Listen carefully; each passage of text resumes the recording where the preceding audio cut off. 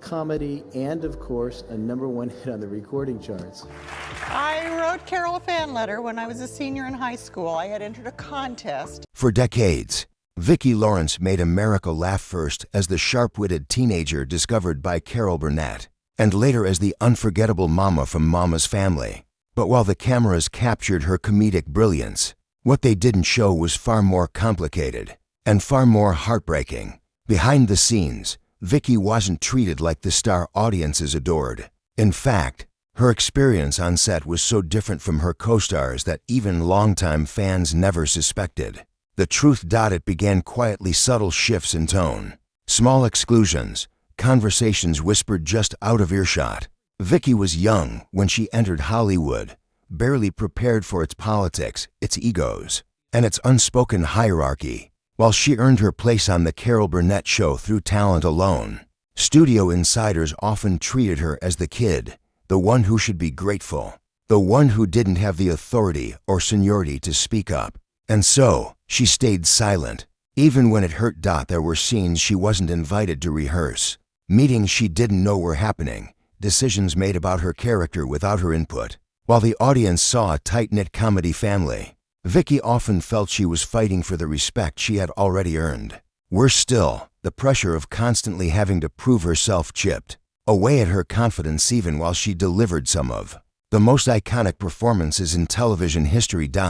But what happened next is the part no one expected. One day, Vicki quietly reached her breaking point, and when she finally decided to stand up for herself, everything changed. Her role, her future, and the way the entire cast viewed her. What happened behind those studio doors is a story that's never been fully told. Until now. When Vicki Lawrence first stepped onto the set of the Carol Burnett show, she was barely out of high school. Most young performers earn their place through auditions, callbacks, and years of struggle, but Vicki's journey began with a simple fan letter and a striking resemblance to Carol Burnett.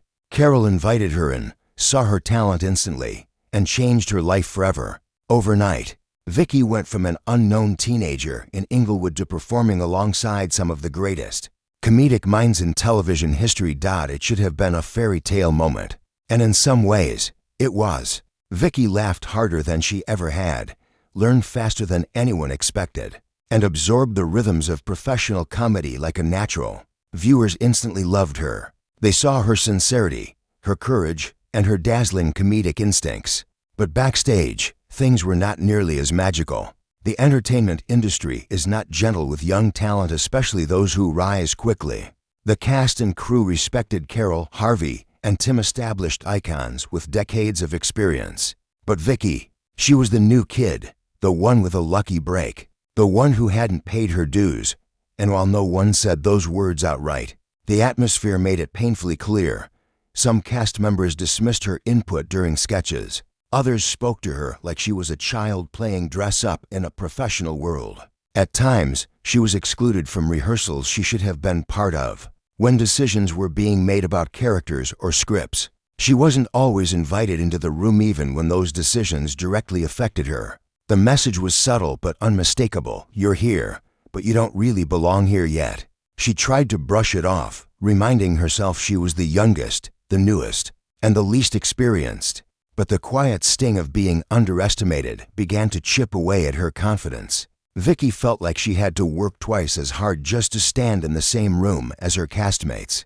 Every performance felt like a test she could not afford to fail. Every laugh she got felt like something she had to earn rather than something she deserved. Yet Vicki's spark never dimmed. She studied Tim Conway's improvisations, Harvey Korman's timing, and Carol's generosity as a performer. She watched, learned, adapted. She delivered every line with precision, knowing she didn't have the luxury of mistakes. And slowly, something remarkable happened. She began to outshine expectations. Sketch after sketch, character after character, she proved she wasn't just a lucky discovery, she belonged. But ironically, the better she became, the more complicated things grew behind the scenes. Some cast members saw her rising confidence as boldness. Others interpreted her growth as stepping out of her place. Because Vicki wasn't just improving, she was starting to stand toe-to-toe with the very people she once idolized. Her range expanded, her comic instincts sharpened, and her performances became essential to the show's success. Yet the treatment she received didn't match the importance of her role. Instead of rising with her talent, the respect she received stayed painfully stagnant. What Vicki didn't know, what she couldn't have known, was that the quiet tension brewing backstage would eventually lead to a moment that changed everything. A moment that would force her to confront the very people who underestimated her. A moment that would redefine her place on the show forever. But that moment hadn't arrived yet. For now, she was simply a brilliant young star surrounded by giants, still learning, still observing, still silently enduring the weight of being treated differently. She had no idea that the strength she was building through frustration, through exclusion, through the constant need to prove herself, was preparing her for the most defining confrontation of her life. And when it finally came, nothing on the Carol Burnett show would ever be the same again. As Vicki Lawrence settled into her role on the Carol Burnett show, the contrast between the on-screen family and the backstage atmosphere became impossible to ignore. To viewers, the cast looked inseparable, laughing together, improvising without fear, supporting each other like a tight-knit troupe. But backstage, there were unspoken rules, invisible lines, and quiet hierarchies that dictated who had a voice and who did. In single quotes T. At the top of that hierarchy were Carol, Harvey, and Tim, the legendary trio whose names alone could secure ratings. Their talent was undeniable. Their chemistry was unmatched, but the deference they received from writers, directors, and producers was something Vicki could never replicate, no matter how good she became. She noticed how quickly people rushed to solve problems for the veteran stars, how their suggestions were taken seriously without question, how their presence dictated the rhythm of the set. Vicki, on the other hand, was expected to adapt, stay flexible, and more often than not remain quiet. It wasn't intentional cruelty. It was an industry mindset. She was young, she was new, and some believed she was there because Carol brought her in, not because she'd earned her place. That belief created an atmosphere where Vicki's contributions weren't valued the same way. Even when they were brilliant, when she suggested an idea for a sketch, it was often ignored only to be praised later when someone else repeated it. When she made a mistake in rehearsal, it was treated like a failure. When others stumbled, it was treated as comedy gold. The double standard grew more obvious as she matured.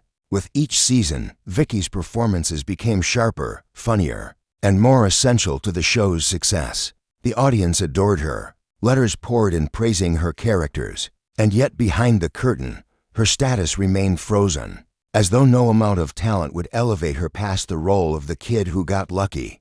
The treatment wasn't limited to creative decisions. It seeped into the day-to-day moments, the ones that truly revealed how differently she was regarded. There were times she wasn't told about last-minute schedule changes and arrived on set confused, only to be scolded for not keeping up. Other times she'd find out a sketch had been rewritten without her input. Even though she was central to the scene, she'd walk into meetings she was supposed to attend, only to realize they had already happened without her. Everyone else seemed to know the plan before she did, as though she were simply expected to follow along. But Vicki wasn't oblivious. Each incident stung, carving small but lasting marks on her confidence. She began to sense the deeper truth. The people around her didn't view her as an equal. They didn't see her as someone whose voice mattered. And the realization left her feeling isolated even in a studio full of people. Still, Vicki refused to let the unfairness break her. Instead, she quietly studied the environment. She observed how Tim navigated improvisations, how Harvey carried authority, and how Carol commanded respect without ever raising her voice. She watched not just their performances, but their presence, their posture, their confidence, their way of owning the room. Vicki recognized something important. Respect wasn't just given, it was taken. She started stepping into her scenes with more certainty. She began pushing herself during rehearsals, bringing ideas forward even when they were ignored. She watched the audience reactions closely. When a sketch succeeded because of a choice she made, it fueled her determination. Slowly, she began to realize that her worth didn't need someone else's validation. But with growth came friction. Some people backstage resented her newfound assertiveness. They saw her stepping up as stepping out of line. They perceived her improvement not as evolution, but as audacity. And the more Vicki improved, the more the invisible rules tightened around her. What she didn't yet know was that all of this, the tension, the dismissals, the silent frustration, was building toward a single moment. A moment when she would no longer tolerate the unequal treatment. A moment when someone would finally push her too far. A moment when Vicki Lawrence would stand up. Not just Carol. That didn't sound right. Carol Burnett had always supported Vicki's instincts. She listened. She collaborated. She didn't bulldoze people. Something else was happening here, something unspoken. But there was no time to question it. The director called the cast to rehearsal. As they began, the pattern became painfully clear. Vicki was being treated like background scenery. Her cues were ignored. Her choices were dismissed. The scene was being shaped around her, not with her. And for the first time, she wasn't just frustrated, she was angry. Midway through rehearsal, her breaking point arrived. She delivered a line exactly as rehearsed, only for a castmate to interrupt her again, improvising over her dialogue and stealing the laugh she was supposed to receive. This wasn't playful improvisation. This was deliberate overshadowing, and everyone in the room knew it. The director laughed. The castmate smirked, and something inside Vicki snapped. She dropped her script. The sound echoed like a gunshot in the quiet studio. "Enough," she said, her voice steady but trembling with fury. Everyone froze. Even Tim Conway stopped in his tracks. "I'm done pretending this is okay. I'm done being treated like I don't matter." A heavy silence fell over the room. No one had ever seen Vicki sweet, polite, eager to please. Vicki speak with this kind of fire. "You cut my lines without telling me. You change scenes without including me. You treat me like a kid instead of a colleague. I work just as hard as everyone else here. I deserve the same respect." No one spoke. A few heads lowered. Others simply stared. But one person stepped forward, Carol Burnett. Her expression wasn't angry. It wasn't defensive. It was concerned. "Vicki," she said softly, "come with me." They walked to Carol's dressing room, the door clicking shut behind them. The moment it did, Vicki's anger wavered, replaced by something raw: hurt, frustration, exhaustion. But before she could speak again, Carol did something unexpected. She apologized. "I didn't know," Carol said. "I had no idea you were being shut out like this." Vicki blinked, stunned. "You mean you didn't?" "No," Carol said firmly. "And that's a problem. A big one. Because you're part of this family, and you should never be treated as anything less." For nearly an hour, they talked about the rewrites, the exclusion, the subtle disrespect Vicki had endured. And Carol listened to every word. Not as a boss, not as a mentor, but as someone who genuinely cared. By the end of the conversation, one thing was clear: things were going to change, and they did. What no one in the studio realized that day was that Vicki Lawrence had just crossed an invisible threshold. She wasn't the timid newcomer anymore. She wasn't the teenager grateful to be included. She was a force, talented, confident, and no longer willing to be pushed aside. The confrontation had cracked the silence surrounding her treatment, and from that moment on, the dynamic behind the scenes was never the same again. The day after Vicki Lawrence confronted the cast and crew, the studio felt different. Not quieter, not colder, just different. Word had spread quickly. People who had barely glanced at her before were now watching her with a mixture of curiosity, surprise, and something else she hadn't seen in a long time: respect. It wasn't spoken aloud, but it was there, and Vicki could feel it in every step she took through the hallways she once tiptoed through.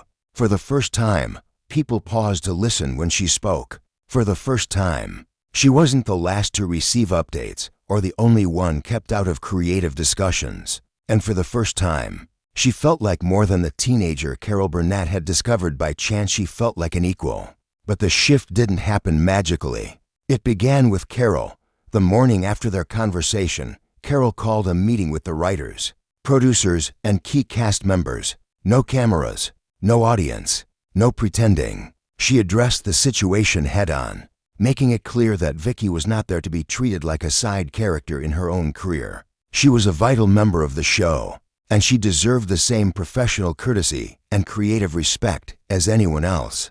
Carol wasn't angry, but she was firm, a tone that even the most seasoned veterans in the room couldn't ignore. And when Carol Burnett spoke, People listened. From that moment on, the energy shifted. Vicki began receiving scripts earlier, with her notes genuinely considered rather than quietly overridden. Her characters were written with more dimension, more punchlines, and more trust. Writers consulted her directly during rewrites, valuing the comedic instinct she had sharpened over years of performing alongside legends. Even her castmates seemed to change. Harvey Korman, who had once treated her like a kid tagging along, started asking for her thoughts on character beats and reactions. Tim Conway began inviting her to rehearse improvisations with him, something he rarely did, unless he truly believed in someone's instincts. And the castmate who had overshadowed her in rehearsal just days earlier offered a quiet, sincere apology not long after. But despite the improvements, the shift wasn't entirely smooth. A few people still struggled with the idea that the kid was now a fully formed performer, with her own voice. There were moments when Vicki sensed resistance, small hesitations, subtle glances, whispers that stopped when she walked by. Years of habit don't disappear overnight, especially in a place as competitive and ego-driven as Hollywood. Yet Vicki handled it with a grace she hadn't possessed when she first entered the industry. She didn't shy away from complexity or tension. Instead, she leaned into her work, letting her performances speak where explanations would have only created friction. And her performances did speak. Sketch after sketch, Vicki delivered some of the strongest work of her career. Her timing was sharper than ever. Her characters became iconic, sparked by her confidence, fueled by her newfound authority, and carried by the respect she had finally earned. The audience noticed the difference, too. Letters poured in praising Vicki's growth, her versatility, and the unforgettable spark she brought to every role. The shift in her confidence even spilled over into her personal life. She walked differently. She spoke differently. She stood taller. The young girl who once felt lucky just to be on the stage had transformed into a performer who fully understood her value. But perhaps the most meaningful change came in her relationship with Carol. Carol had always admired Vicki's talent, but after that day, she admired her strength as well. Their bond deepened, evolving from mentor and student into something closer to equal colleagues, to women navigating the pressures of comedy, fame, and leadership in an industry that was not always kind to women. Carol often told people privately, Vicki earned her place. She didn't just get lucky, she proved she belonged. And for Vicki, hearing those words meant more than any award or applause ever could. The shift behind the scenes didn't just elevate Vicki's career. It transformed her entire understanding of herself. For the first time, she wasn't performing from a place of fear or insecurity. She was performing from a place of ownership. She had fought for her voice, and now, finally, she was heard. But the biggest transformation, the moment that would define her legacy beyond the Carol Burnett show, had not yet happened. That moment was still waiting just ahead.